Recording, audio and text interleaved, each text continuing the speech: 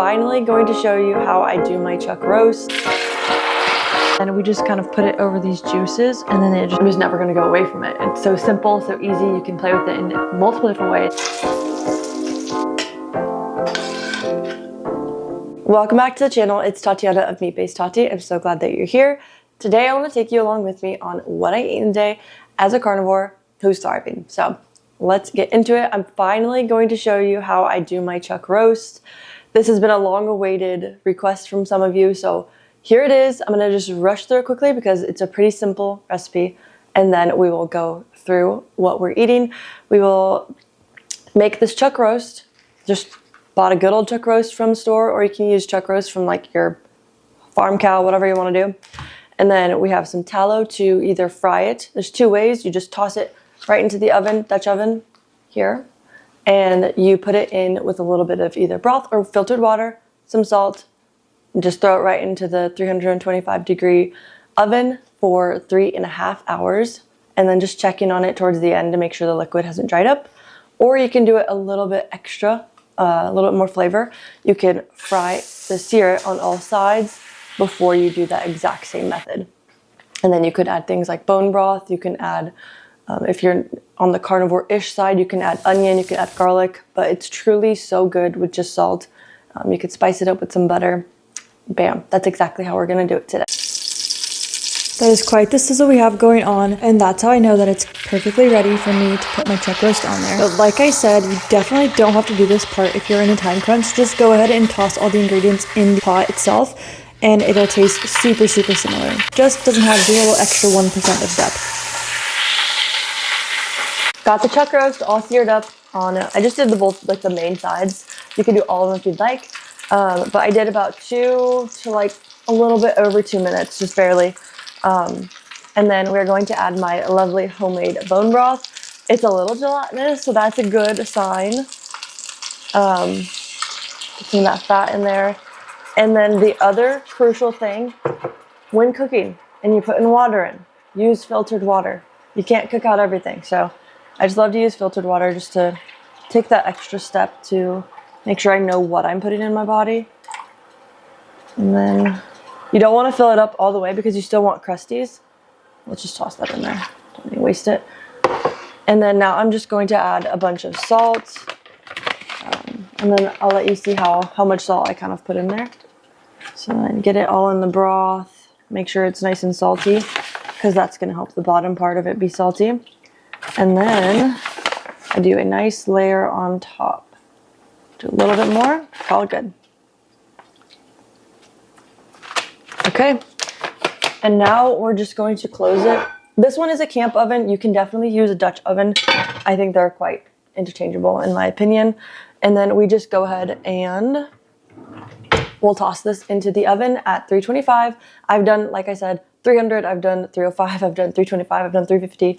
I do the higher ones when I'm gonna be home, but since I'm going off to church, I'm gonna do the 325 just to be a little bit safe, on the safer side. So let's get this bad boy in the oven. These things are so awesome, this camp oven. I like dream of making like a meal over fire one day. So that's the dream with that pot. Anyway, we'll see you in 3.5 hours. Time to pull out the chuck roast from the oven. I ended up moving it down to 300 degrees. Ooh, there's the steam. I'll wipe that. And then I just was able to leave it a little bit longer. So probably a little bit after the 3.5. It was beeping when we got home, so it's perfect. So we're going to open up and dig in. It is looking beautiful. The true test now to see if it pulls apart. How did we do? Ooh, nice. I like that it has this crust on top, and then we just kind of put it over these juices, and then it just gets all like, has the flavor of that crustiness, and then the juiciness gets reabsorbed, and it's different than a slow cooker, guys, promise. So that is how I do my long-awaited, very secretive chuck roast in the Dutch oven. It's literally so good. Way better than a slow cooker, way better than cooking it any other way, honestly. It is, I'm just never gonna go away from it. It's so simple, so easy. You can play with it in multiple different ways. And if you're meat-based, if you're carnivore, if you're animal-based or whatever, you have so much room to play with it. So it's so good, so juicy. And so I'll give you a little taste test. And then honestly, this is so like rich. You can already see that it's just rich in collagen. I know if I were to let this be not eaten and put it in the fridge, it would be like very gelatinous. So great sign. We're going to get a bite. I'm trying not to get a big bite. Okay, small bite. It is just perfect. Very salty. Perfect for this cold winter day. Well, it's not too cold, there's a little bit of sun out there. We're gonna enjoy this. Stay tuned for what we have for dinner. It is dinner time. We are going to be cooking something different from our usual beef combos of whatnot. We're gonna go for some wild-caught sockeye salmon and some wild-caught Patagonia shrimp. And so it's fun just to do a seafood night sometimes. So just to mix it up, give us a little bit of a different flavor. I like to sear it, or I like to just sear then bake, or just bake my salmon usually. But today we're doing something that I rarely do.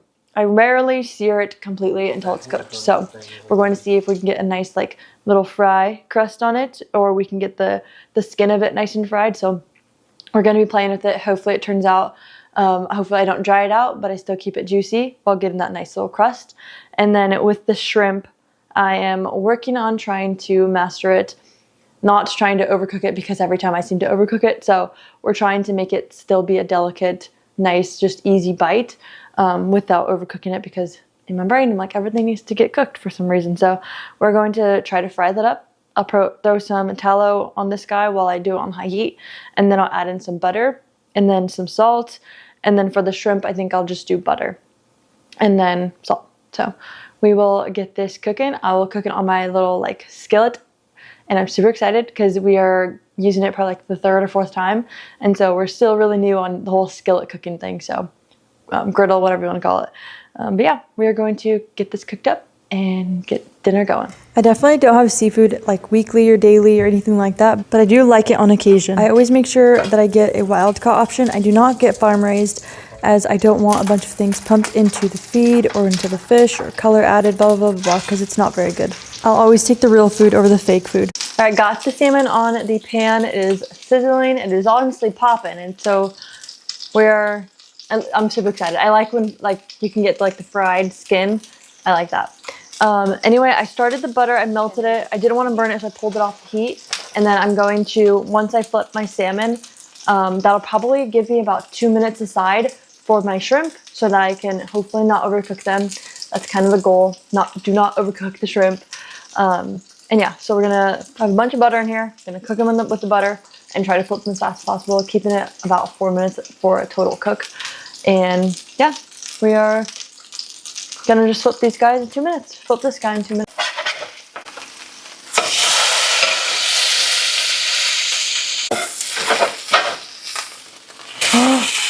Oh Lord. And I almost lost the dinner right there. If any of you have an input or an opinion on getting that salmon off without breaking it, I'm all ears. Anyway, we ended up cooking these shrimp. I didn't tell you that the shrimp was actually very, very delicate. And although the butter kind of got a little burnt, it still didn't become a bad texture because it was still very light. It was not rubbery, and it was very, very buttery and good. The amount of times I've gasped in this cook is just unreal. I have almost lost some shrimp, lost some salmon, and hey, but we're making it here.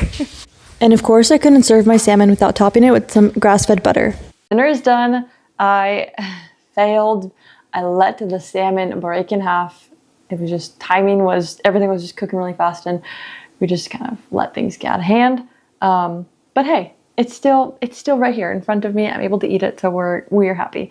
And then also the butter kind of burned on me, so it wasn't the best cook, but I'm still very, very much looking forward to it. I will do a little taste test. Fun fact, at least up until maybe right now, I always like the tail pieces way more. I don't know, I think it's mostly because of the whole bone thing where there's like less bones on that side. But we'll do a little taste test. Got some skin on there. Got a little bit of a golden fry on there, so we'll see how we did. A little crisp, Okay, we're gonna finish dinner. If you like this video, go and give it a like and subscribe. I greatly appreciate it and helps the channel to grow. But thanks for watching.